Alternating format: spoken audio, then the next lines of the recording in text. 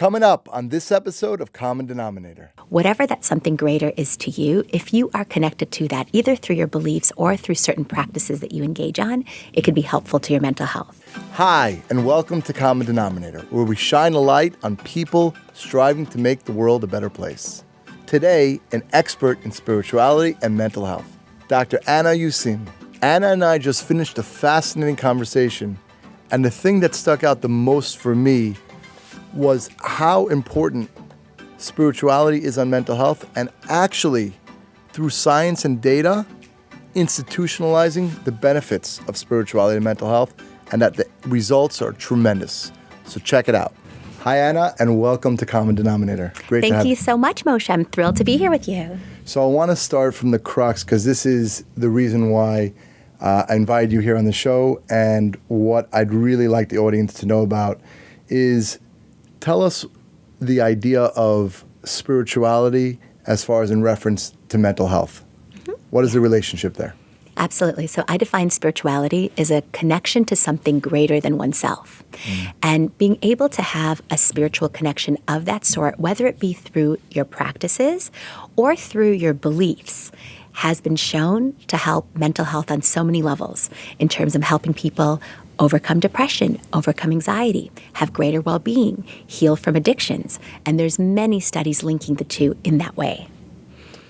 That's super fascinating, because I'm actually in the middle of writing my book, and I grew up in a very traditional Orthodox Jewish background, and in my journey, so there were parts of my life that I practiced Judaism, and there were parts that I did not.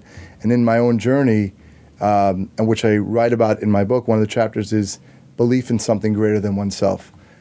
What does that look like? From a practical perspective, what is that, having a belief in something greater than yourself, and how does that specifically negate depression or other mental health disorders? Absolutely. So for probably the most common way in which we think of something greater than oneself is this idea of God, right? So that's the most common way.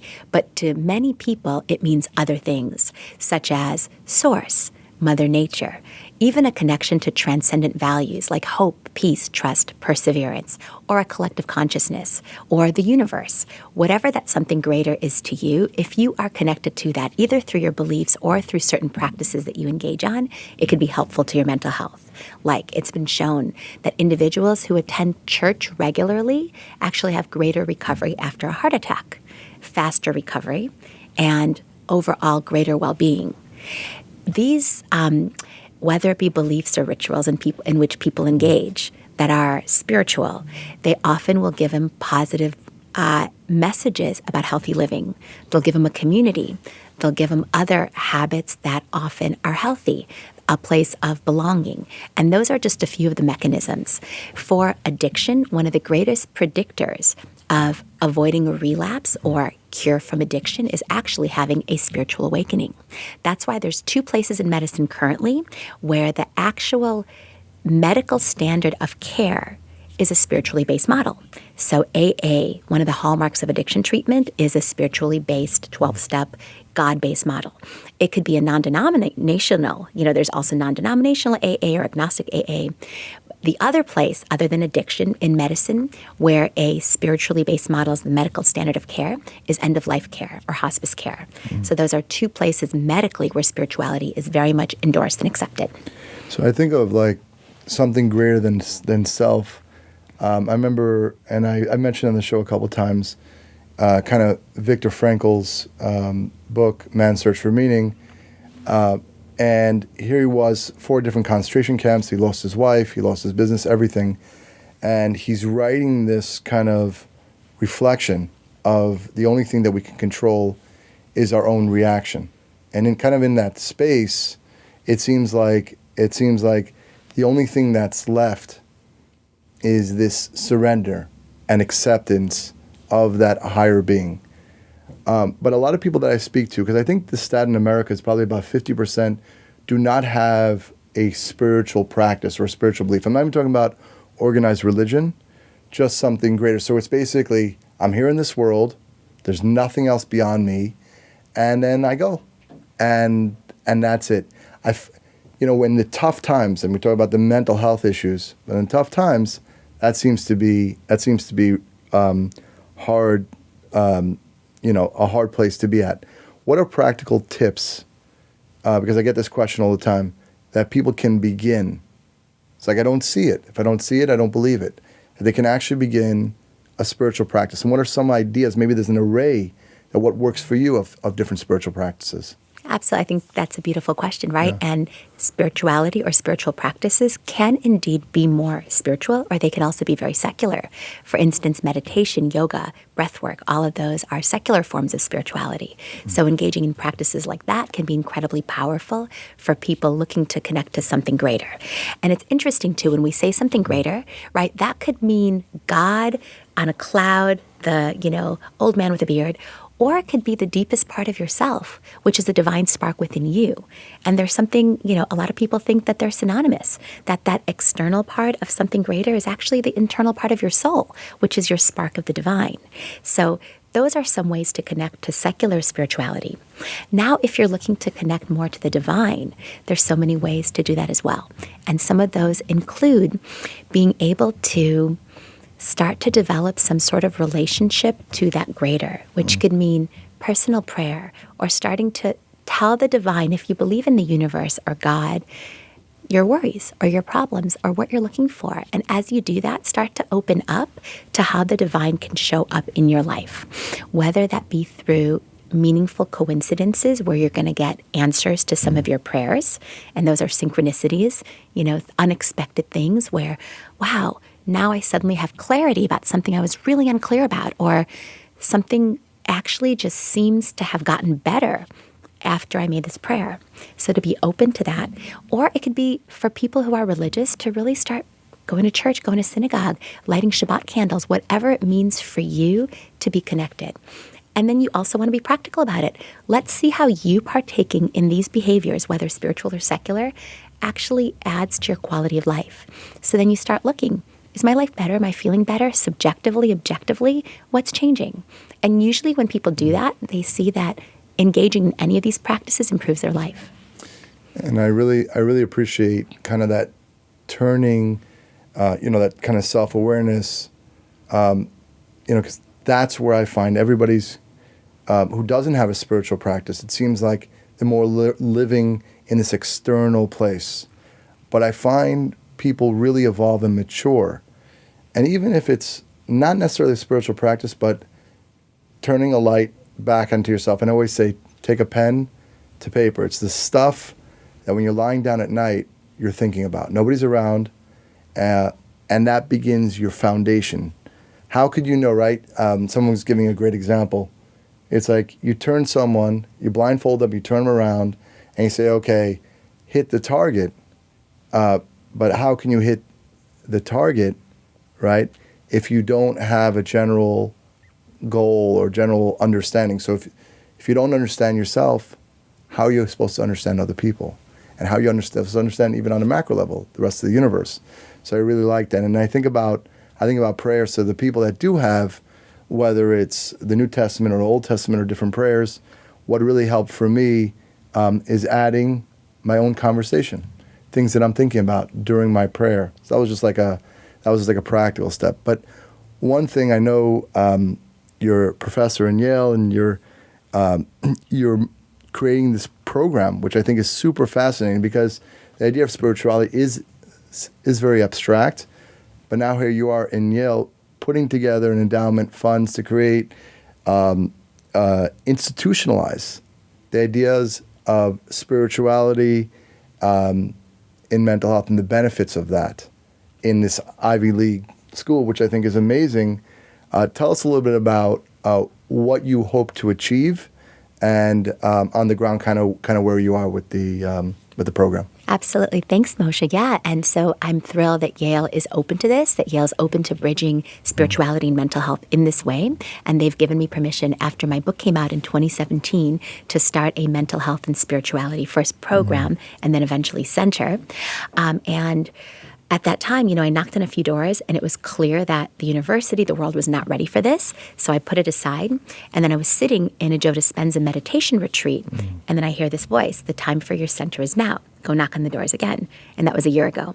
So I knocked on the doors again, and this time the doors swing wide open. The chair of psychiatry is excited about this idea. He calls a meeting. Dr. Christopher Pittenger comes on as the co-chair of the center with me, and he's just been an amazing support. And we've been off to start the center, which is going to have a threefold mission: research, education, and clinical work at that interface of mental health and spirituality, which means to bridge the divinity school at Yale. They have one of the best divinity schools in the country, with the medical school at Yale, specifically the Department of Psychiatry. And first and foremost, there's going to be a lot of research, because if you want to change the dominant paradigm of Western medicine, you need research and academic backing. So that's one of the key things. That's one of the key goals, is to change Western medicine to involve spirituality in our definition of mental health care, which is not currently the case. And then down the road, what I hope it will do, so right now Yale's given me permission to start the Mental Health and Spirituality Center. But the bigger vision is to start a Mind, Body, Spirit Institute, which revolutionizes how we think about mental health to include mind, body, and spirit. Our mental health system is very mind-based. It's psychotherapy and psychopharmacology, all affecting the mind. Spirit is what we're doing with my current center. The body-based part is what's often overlooked by traditional mental health practices. And the body includes nutritional psychiatry, so the food as medicine movement and how that affects your mental health. Exercise psychology, healthy sexuality and pleasure, longevity and fertility. Those things are often not included in our traditional understanding of mental health. And so we want to, I hope that Yale will be open to eventually making that part of how we see mental health. So I think also, it's interesting because you talk about sexual health, and I was speaking to a friend of mine. The number one motivator of humankind, it's either fear or sex, right? And it's like, why are we avoiding that? But I think that the numbers seem staggering. It seems that compared to even 50 years ago, it seems 1 in 5 adults suffer from. These are the most recent stats that I was saying. About 57 million people in the U.S. suffer from some sort of mental health disease. Why do you think, kind of macro perspective, why do you think we're in that space today? Yeah, it's such a great question. And to also highlight that it's young adults and children that are most affected, especially since COVID, where the capacity to connect and do what young adults need to do has really been thwarted. So I think we're still very much in a mental health epidemic as a product of the post-COVID. And I think, ultimately, my formulation and how I see many of these things, yes, there's definitely a biological, neurobiological, genetic component, but I also view it as a misalignment with one's soul, that people are misaligned. So either people aren't living the life that they need to be living, that they're living somebody else's life, that there's masks, that there's a lack of authenticity, or that they just haven't broken through to be the person that they ultimately need and want to be in this world. And this is what I do in my psychiatry practice and my coaching practice, is help people to break through to that.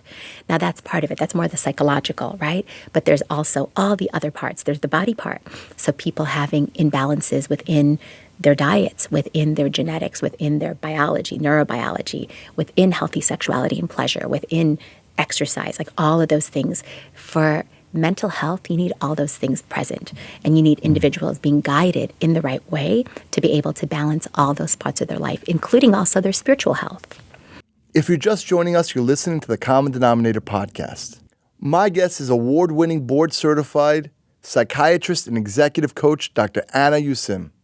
Next week, I chat with a truly fascinating man, Tony Torres. Tony went from exotic dancer to prison convict to professional bodybuilder to gym owner. He'll share the story of how he rebuilt his life from inside of a jail cell to on top of the world. Make sure to subscribe so you don't miss it. Now, back to the show. The word, I think, is courage. We throw out the word authenticity, and people like that. Why? Because it seems to be so unique. But to get humans to have the courage to truly be themselves. So what does that mean? That means that you're progressing. And I always thought, being here as a human being, what is our number one reason why we're here? Personal growth and development.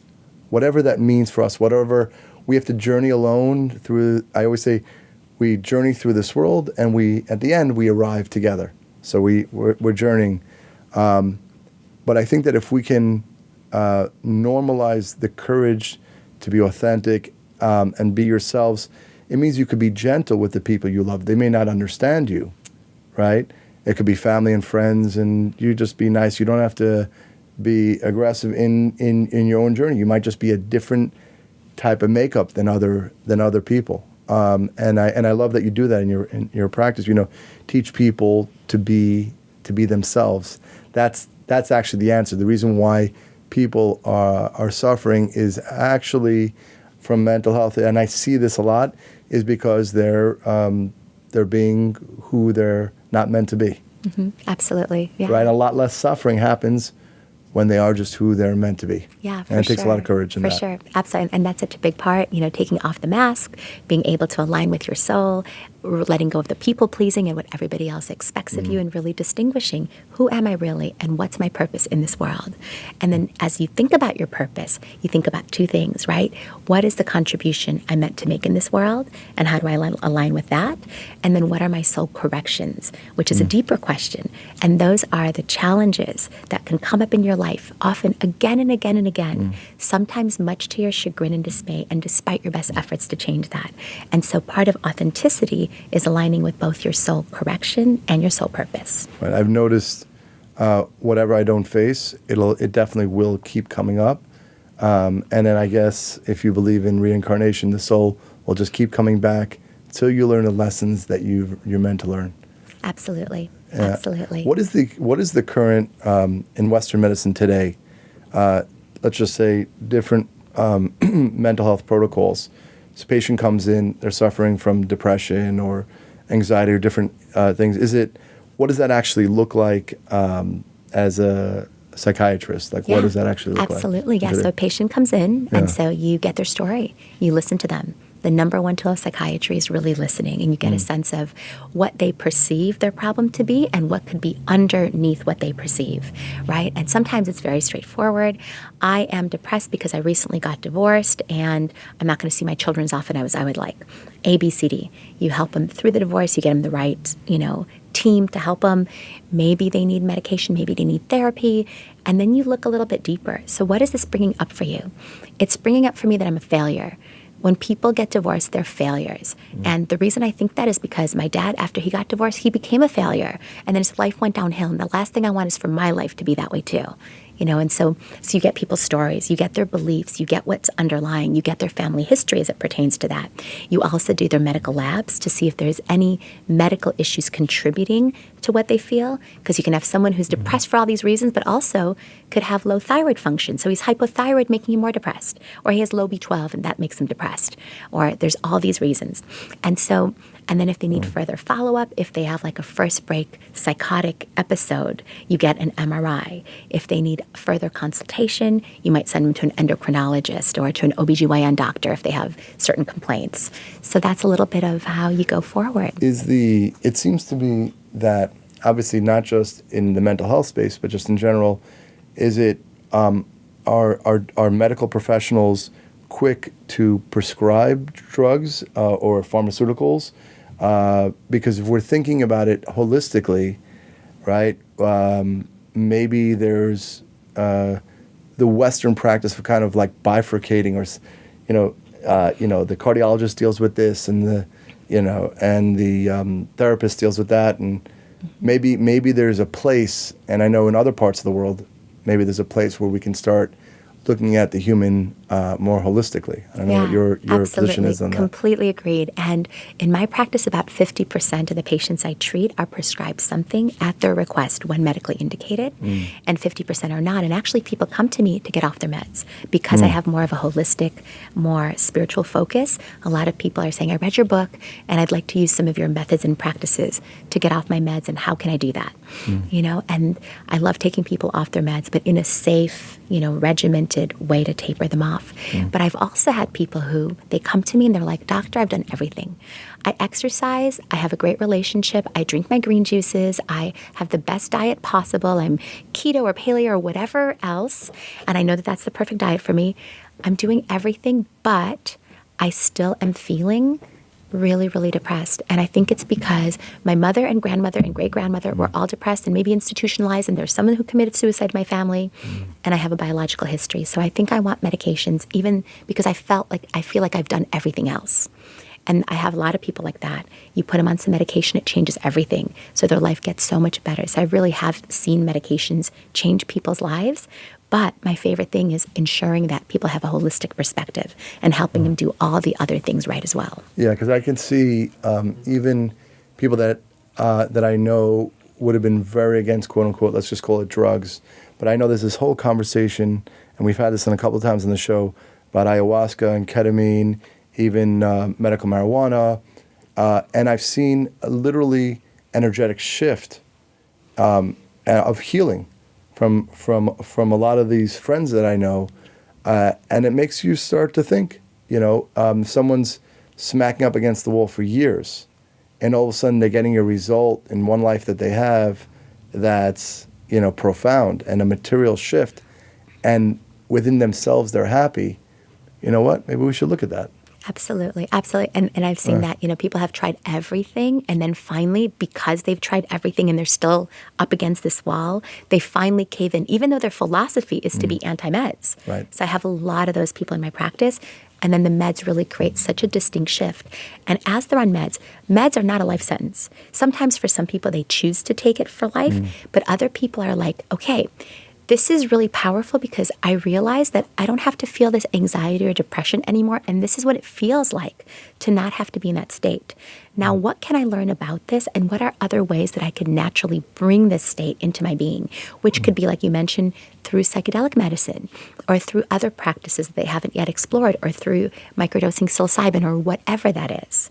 So I love to think with people about that. And on a different note, I'm always fascinated with like executive coaching, and I know you do that because I think of in today's business environment, it's literally like like the top athletes, the amount of like balancing and holding emotion, and like what are the kind of like from your clients, like what are the top issues that you see and things that you need to help work out? From your executive coaching practice. Yeah, absolutely. And it's interesting. There's a big overlap between the psychiatry work I do and executive coaching. But in executive coaching, it's really focusing on people who are super, super, super high function at an even higher level. And the number one principle I use is helping people to open their heart. So I have a whole bunch of amazing, mostly males in my practice for executive coaching, and we do a lot of heart opening work. And then they take off in their life in ways that they haven't before. And it's really powerful to observe. And that includes meditation practices, energy healing practices, and other things having to do with heart opening.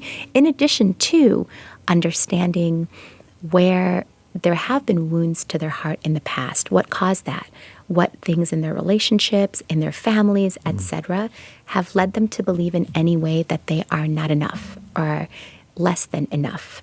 And how do we shift that to recognize they've always been enough and lead their life fully and completely?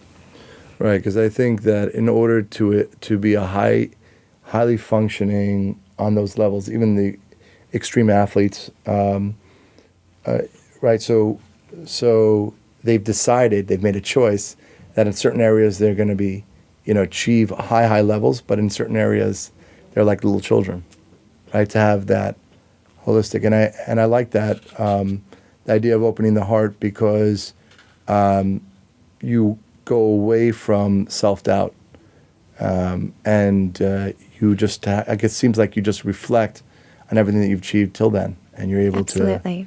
And you've seen those results, which is amazing. Absolutely. And how we talked before about, the divine and spirituality and how that could be something outside of you, like God outside of you, or something within you, the divine spark. That divine spark is located in your heart. So in a way, by opening your heart, you tap into your own divinity. And so you connect the internal and the external. And that's what enables people to really shift. And I know you also have a best-selling book, Fulfilled, How the Science of Spirituality Can Help You Live a Happier, More Meaningful Life. What would you say is the top one or two points that kind of people have reflected back to you from the book that really sticks out that you want to share with the audience? Absolutely, yeah. So the book is divided into 3 parts: authenticity, soul corrections, and connection to part of something greater. So it's actually all those things that you and I discussed, all of which are necessary to live the best life possible that we could be living. So I love that. I always ask all guests this, and I have an instinct what it's going to be. But at this moment, what is something that you're grateful for? I'm grateful for so many things, but one being living in Miami, in the most beautiful place, swimming multiple times a day in the ocean, and having beautiful people like yourself, whose home I'm going to go to for Shabbat. It'll be our pleasure. And just a side question is, what is something about yourself that other people don't know?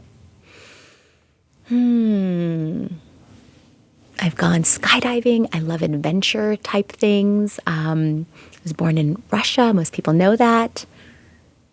Yeah, Skydiving, I wouldn't have got that one. I know it. I'm writing a second book right now on the science of miracles. My first book was on the science of spirituality. The current book is on the science of miracles, with a miracle being defined as something highly beneficial yet statistically improbable. Amazing. And I thought about this from when I was a young kid. It's about, and Yafa, my wife as well, it's funny that we both thought about this, that eventually science and spirituality will eventually prove itself and kind of merge. That will eventually happen. Absolutely. And it really has been amazing and informative, really great. And I want to thank you. How can the audience find out more about you, be in touch with you? How can they do that? Absolutely. Go to my website, AnnaYusim.com, ANNAYUSIM.com, and my book Fulfilled is available anywhere books are sold, including Amazon. Thank you so much, Anna. Thank you, It's really been Moshe. great. Thank you. Hope you enjoyed my conversation with Dr. Anna Yusim. Next week, I'll speak with Tony Torres. Tony's the owner of Iron Temple Gym in Miami. But that's only part of the story. He was once an exotic dancer, then served several years in prison, then opened a restaurant, competed as a professional bodybuilder, and launched his own gym.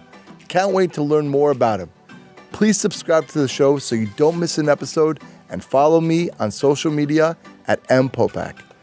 Have a great day, and I'll talk to you again soon.